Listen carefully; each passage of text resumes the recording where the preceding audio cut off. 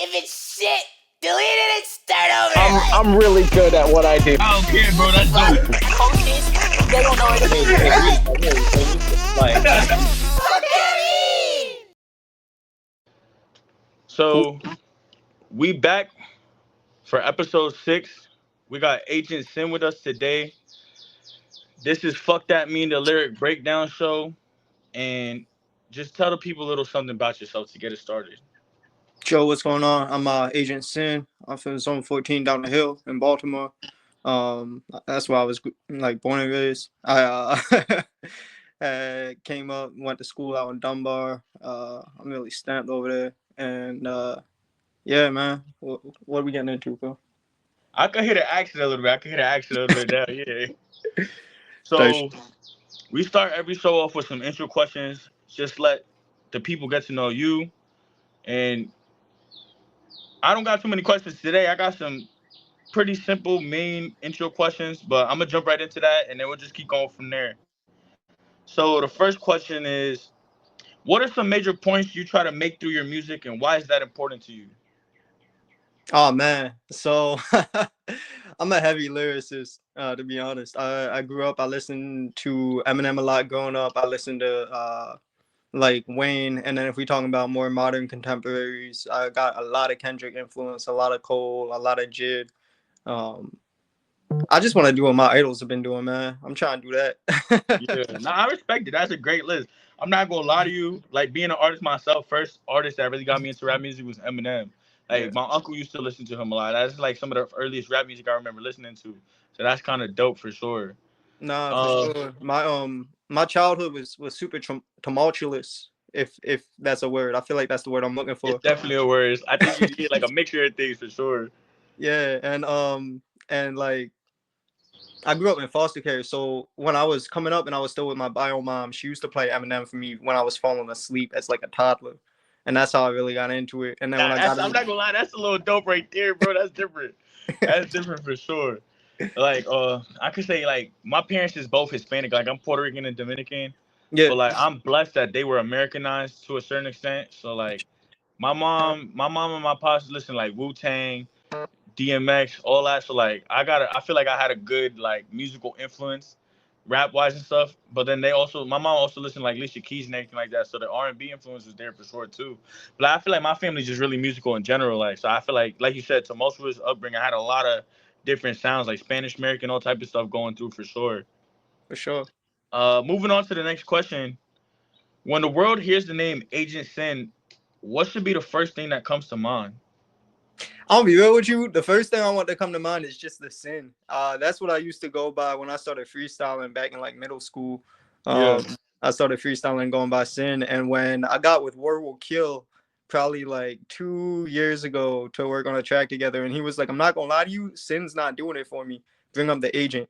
So whenever y'all hear Agent Sin, man, think of War Will Kill. That's how that name came up. All right, that's dope. That's dope. Fuck with that. Shout out to War, bro. Shout out to War. Yeah. All right. Now that we passed the main intro questions, it would be more if my host would usually ask questions also, but he not here right now, so we're gonna jump right into the lyrics of the song. Yeah. So I give everyone. I said this last episode that I would stop doing this, but I'm still gonna give everyone the option. You could rap the song, you could read the song, or I could read the lyrics. I think I know what I chose for the lyrics, so I think I can do that. We had just dropped this song called "Making a Trade," and I can actually talk a little bit about the track before I start going into the lyrics. Yeah, for sure. Go ahead. I went to the studio to record something completely different that day. We recorded probably 3 or 4 joints in that session, and that "Making a Trade" track, my producer named Mason, he actually produced that entire track right in front of me, and I wrote the lyrics for it in that session. Yeah. And the only thing that we changed, it was really a one take. The only thing that we changed is I kept listening to my verse that I recorded, and I was like, damn, I want to add more to it. So I'd hit him, and I was like, bro, send me that beat so I can just like keep writing to it and extend it next session. And so we just finished it the next one. But that track was crazy. That shit, I kept listening to it. I was like, this got to be the first video for the project. I'm not gonna lie. Listen to the whole song through. Like, yeah, bro, you was doing your thing on that for sure, bro. I could say that is one of, for season 1, we haven't got to the next 2 interviews, but for right now, staying in season 1, I'm putting that top 1 lyrics of the season for me right now. The song was definitely, yeah, bro, you was definitely doing your thing on that one. Nah, for sure, I appreciate it. But I think the lyrics I submitted were actually from the beginning of the track, and the first like 2 lines is like I heard they feel they owe something. I'm bringing parody to goals. I've been soul hunting. You see the blood hitting the snow. And when I was Yeah, writing that, I was standing there and I was writing that, and I was like, nah, I'm gonna make motherfuckers feel me, bro. Cause I had been dropping I think the first thing that I ever actually dropped on DSPs, it was a feature for an artist named Little Figurative and another artist named July 38. And yeah. it was on this I'm song not gonna lie, called those some tough names right there. That's different. Those different names right there. Nah, for sure. Shout out to Fig in July. But they had hit me and been like, "Yo, do you want to get on this song called Relentless?" And I was like, "Yeah." And mind you, I hadn't really dropped anything outside of like little freestyles or whatever on SoundCloud that I was recording in my bedroom. And after that, I didn't drop for like a year. So when I dropped Making a Trade, I was like, "Nah, bro, folks gotta feel me." Yeah, bro, I feel that because uh I drop a lot of music. I'm not gonna lie. So my friends in the collective that I'm in, shout out Blue Strip Mafia, they be Yeah, tired of me. I'm not gonna lie. So I made a deal with them last year, like so 2023 going into 2024, that I would stop making music for 9 months. And if I did make a song within that time, like we had made a bet. I'm not gonna get into the bet, but let's just say I made the 9 months. And the nice. first song I dropped was called A Sign. And definitely, yeah, I needed people to hear something. You feel me? I feel like that 9 month hiatus, that was a long time for me to not drop music. So I definitely feel you. When you come back, you really want to hit them with something. Yeah, and then so like my next line in that song is I'm leaving remnants of so-called evidence that presidents in bags they treat as evidence. I'm just stacking cash and pretty sure they mad at the elegance. Um, I really just like the rhyme scheme there, and that's a lot of shit that I'm really going through right now. Nah, yeah, bro. That whole the whole wordplay is retarded, bro. No cap, no cap. Like, and the way you switching through it is smooth as hell too. A lot of people cannot do that. Nah, for sure, I And appreciate using big syllable words too at that. it. I appreciate it, and then let's see. Hold on, I gotta go through the whole shit again. Give me 1 second. I heard Nah, they you feel good, they you owe good. some. I'm bringing parody to goals. I've been soul hunting. You see the blood hitting the snow. I'm leaving remnants of so-called evidence that presidents and bags they treat as evidence. Oh yeah. So the next one is I'm just stacking cash and pretty sure they mad at the elegance. The eminence is clear. They hate my excellence. They rather rest in pestilence and fear than face the head of it. Oh, I can't wait to talk about this one. Peekaboo is here. Time is up. Good luck deading it. They see the bitch inside. It's outlined, which makes it evidence. So Wait. if you Before we move forward, I just need to say this. Shout out to Sin for being the first artist on the whole season that read his own fucking lyrics. Shout out to Sin for that, because you know what? These is y'all lyrics, and not one person has asked me if they could do it themselves. Everyone has let me read them, bro. You the first person that's rapped your own lyrics. Shout out to Sin, bro. Shout out to Sin. I appreciate it, bro. That was off the top. That's why I had to go through the verse again because I couldn't remember it just like Nah, piece bro, by you're piece. Gucci.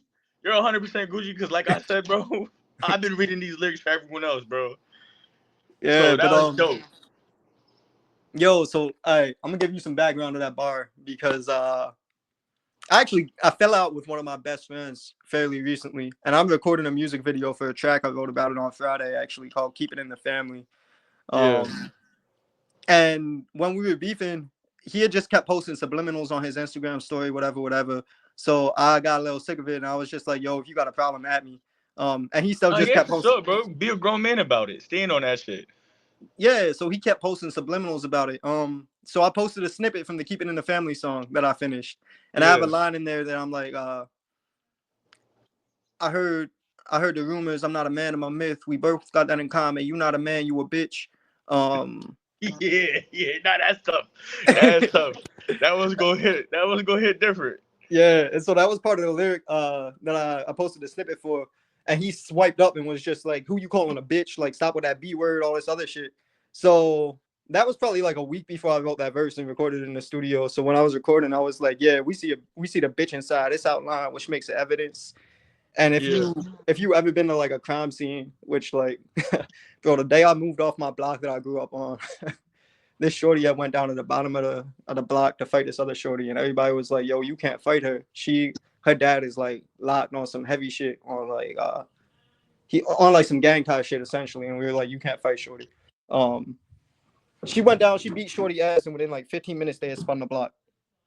And like half her face was missing, all this other shit. They hit her with like 50s. I swear to God, it had to be like a 50 because there's no way Nah, they I'm kept not all gonna that shit lie, off. bro. Coming from New York, I seen some crazy shit, but half her face is crazy. It But was like I shit you not, it was like this much of her face was like gone. that's a good point to. This is a good time to bring up. I love saying this to people, and this after hearing that, y'all should really consider this saying: just because you could, don't mean that you should.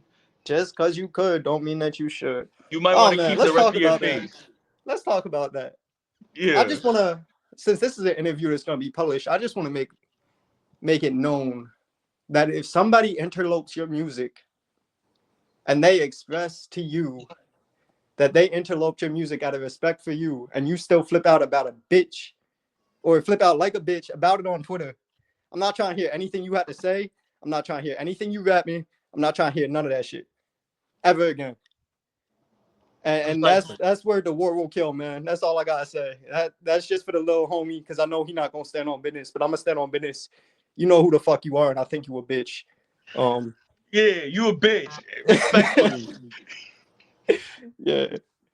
But yeah, man, that's how that song came to be, man. I really just I really just had a lot of shit I had to get off my chest with that one, so I wanted to do a bunch of lyrical backflips on that shit.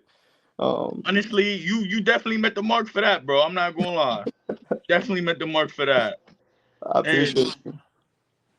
to whoever's being a bitch and standing on bitchness, if you make music, I would hope that you don't drop a diss towards him, because it sounds like he's ready to whip your ass. Speaking of which, hey, everybody that sees this interview, go on SoundCloud right now and listen to my Fly Shit verse. I'm on a War Will Kill song called Fly Shit with him and Hoodie Hilltop. And Yeah. if you listen to that verse, you're not gonna have no more questions who I'm talking about if you listen to DMV Underground Hip Hop. Y'all heard the man. Go do your due diligence. Go do that real research and go check that song out. But the last thing I'm gonna say about it is, if you want smoke, I got smoke. It can get real unruly. Honestly, I'm not gonna lie. I love rap beef, bro. Cause me personally, if you ask my friends that I make music with, they know I love dropping diss tracks. And I say this, I'll drop them sparsely. I only drop a diss track if it's truly necessary. One of my favorite diss tracks. It's crazy because you said you fall out with your friends. Somebody I know since second grade, we had a falling out. Yup. I recorded the diss track I wrote about him in front of him at the studio. One take. Shout out my friend Chop, because my friend Chop looking at me through the studio glass, laughing his ass off, and the kid is sitting right next to him. Shout And out I Chop, see man. this, and I'm petty because I said, "Hold on, wait. I don't think I did that one take too good. Run it back." Rap the whole thing perfect one more time. Bro got up and walked away. I dropped that song. It's called Looney Tunes. It's on my project, No Remorse Volume 2. Go check that shit out. Y'all heard him, No, man. hold Go on. listen to Looney Tunes. It's on my No project called Remorse. Nomad. Go check that out. And go listen to Nomad. Listen to them both, man. Fuck it. Bro, yeah, listen to every song you've heard said today. Hey, man. And while we're at it, I will announce that I have come up with the title for my album. In Baltimore, we have a very famous spot. It's called Hip Hop Chicken and Fish. Yeah. It was very influential in me growing up. I used to love the hip hop chicken box after school, salt, pepper, ketchup, the works.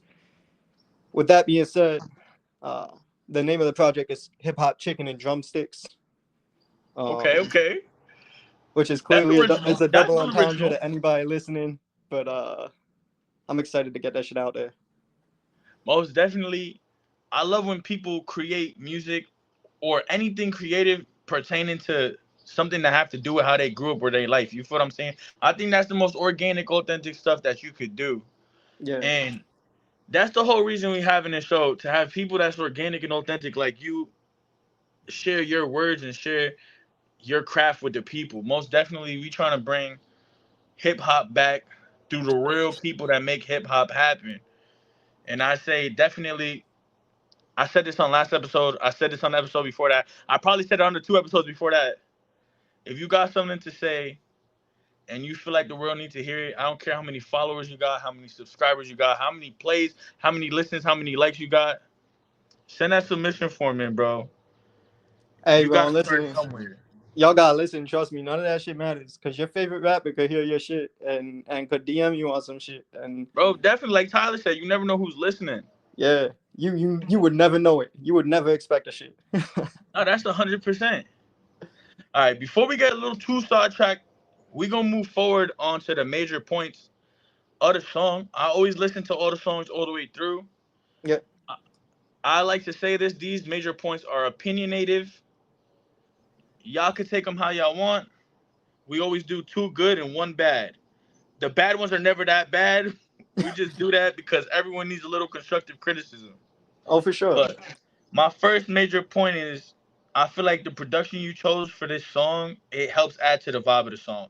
It definitely helps push forward the whole vibe of the song. And it's something that I like to see people do. I hate when I hear songs and the words don't match the beat or the beat don't match the words or both don't even go together. But Yep. this is very well put together. Hey man, if I could just say something about that real quick. Shout out to Mason. It's at prod PROD Mason MASON on Instagram. Make sure y'all get that boy a follow. It's my producer. He's incredible, man. Produces, mixes, and masters everything for me. He's worked on this entire project. He's doing great things. Y'all heard him tapping with that boy Mason. Next major point I had, very great wordplay. You definitely took the time to get the flow in order. You had good metaphors, good punchlines throughout the whole track. That's why you on here, because you actually have lyrics that people go on to get broken down. And if you hear the song, you know what I mean. He broke down a small part of the song for y'all, but he definitely did his shit throughout the whole track. I appreciate it, bro. For My sure. only bad point, just to get it out the way, it was some parts where I couldn't exactly tell what you were saying, but that was a very minimal aspect throughout the whole song. Nah, for sure. I gotta work on my delivery too. So I appreciate you saying that. We definitely been working on that shit. Everything that's coming out after should be much clearer. We just wanted to drop that one, get it out the way, because it had been done since like March, and that should be Don't sitting get in my me pocket wrong. like a kid with Like, money on Christmas. I keep it 1,000 with you. Don't get me wrong. Even though and I say sparsely, very sparsely, most of it was perfectly clear. It was just some of them word flips. Like when you went to change the flow a little bit, it was just like 1 or 2 parts, very sparsely. But everything else was perfect. You didn't really drop the dime on that one at all. I appreciate it, Zay, for real. My favorite bar. We're gonna move on to my favorite bar. We do this segment with every show. Favorite bar of the show. The eminence is clear. They hate my excellence. They'd rather rest in pestilence than fear than face the head of it. I'm a very blunt person. I can't hold nothing back, and I gotta say how I feel. So when people can't respect that because they scared to face the facts of reality, that shit irk my soul. So I definitely felt this line Yep. where you basically saying they don't really respect it because I'm that nigga. So they gonna ignore it. But it's cool though. Because you know what I say? The tortoise won the race for a reason. They gonna have to come lap it around a few times before they get it. Wait, hold on. Nah, you good, bro. You good. Trust me. This is not the first interview where something like that happened. We good. Thank God it let me pause it. All right, so we right back in. Moving forward from the major points and the one bad major point, which is not even that bad. It usually never is. We gonna go on to the lyric questions. They progressively get harder. I try to make them harder every episode. So, hold on. Let me put you back on the main screen. My fault. Nah, you straight. We try to make them harder every episode. I did my best with these. Some of them, they're not super hard, but do your best to answer them, and we'll move on from there. So the first question is, what was the writing intention behind this verse, and what were you mainly addressing through this verse? Yeah, man. So my writing intentions were just to submit or like solidify myself as a lyricist. I shot the video in downtown Baltimore to solidify myself as a Baltimorean as well. Make I see the sure it video. was Very clear, very clear. That shit is perfect. I appreciate it. Just make sure that like when people take a look, the first thing that they see is Baltimore, and the first thing they hear is me rapping my ass off. That was the purpose of the track for real. Definitely did that. I say hit the mark, every mark on that one. Next question is, what is your favorite part of the creative process? What do you think is your best attribute when composing songs?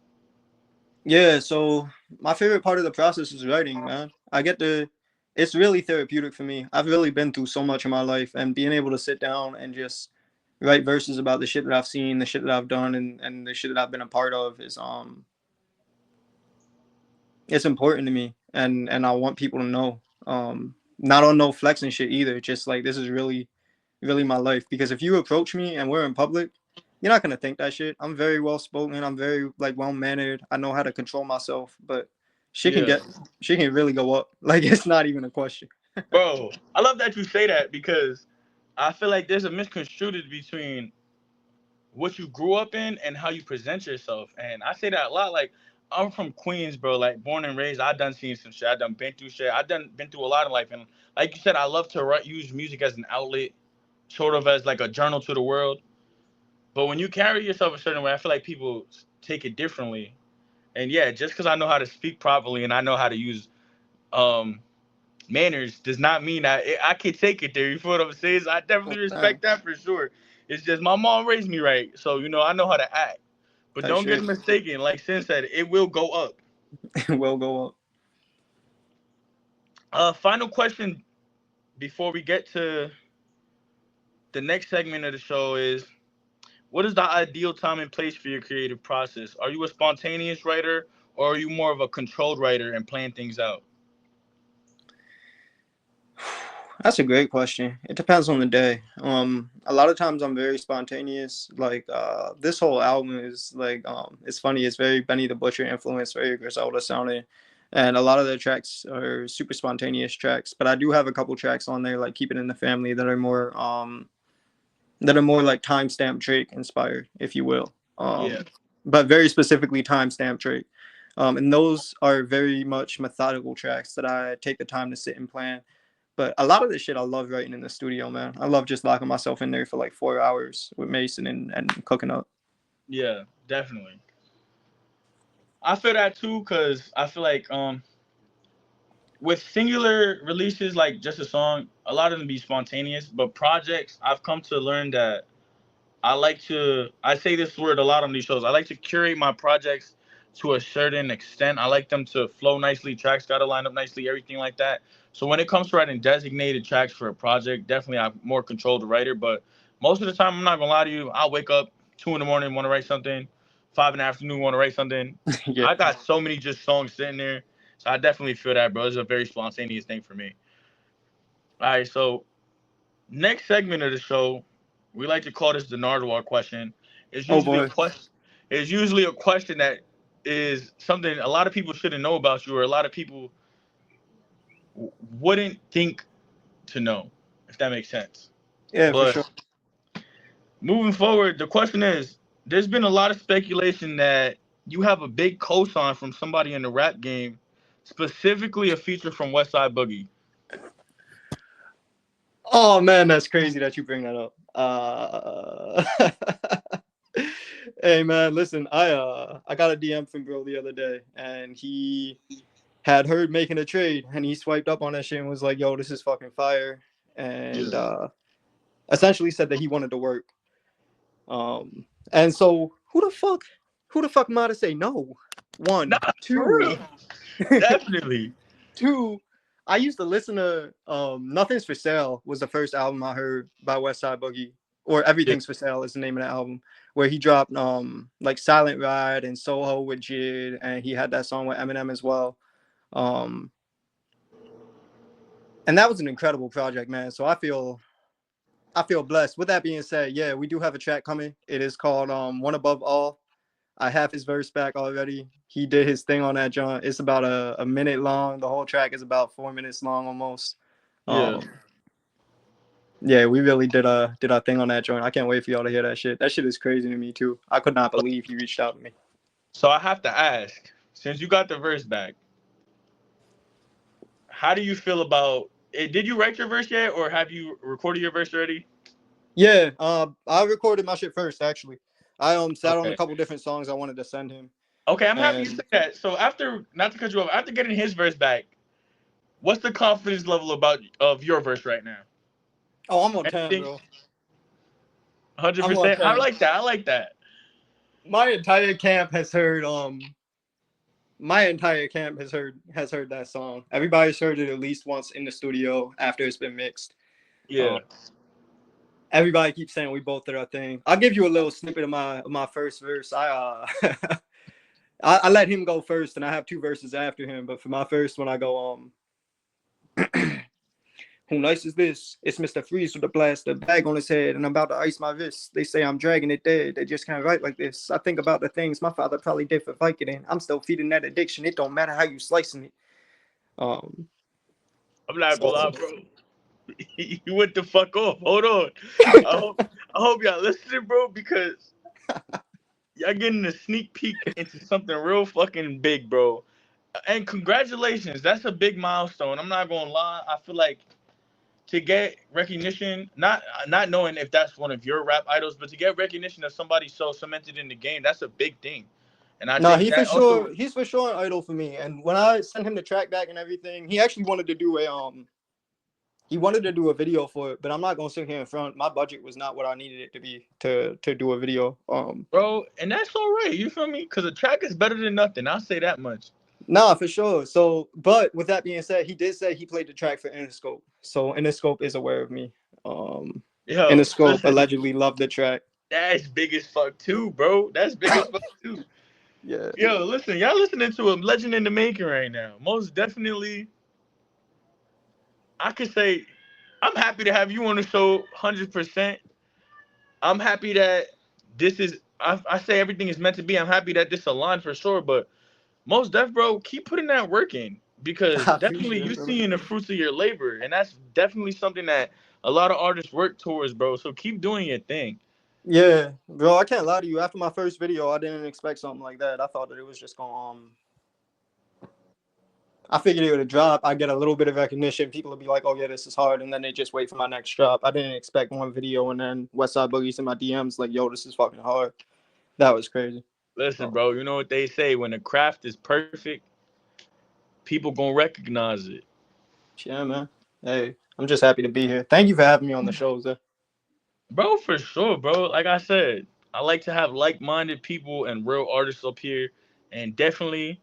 You let the people know what the fuck you mean. You definitely broke the lyrics down. You was the first person to read your own lyrics. That's big enough for me. But we coming towards the end of the interview, so just give the people that's what the fuck I mean from you. What you need from me? Give the people a that's what the fuck I need from you? Nah, just say like I'm Sin, and that's what the fuck I mean. Oh, bet. Yeah, I'm Sin, and that's what the fuck I mean. Now y'all know what the fuck he mean, bro. Just give the people a quote and let them know where they can find you. Man, listen, nothing is as hard as you make it out to be in your head. The biggest obstacle you have is yourself. Follow me on Instagram at Simply Sensational. So that's SINPLY_SINSATIONAL. And I'm on all streaming platforms. I'm on Apple Music, I'm on Spotify, I'm on YouTube Music, I'm on Deezer, I'm on fucking everything at Agent Sin. So see, y'all heard the man. He's everywhere and anywhere you could find music. So go tap the fuck in before it's too late.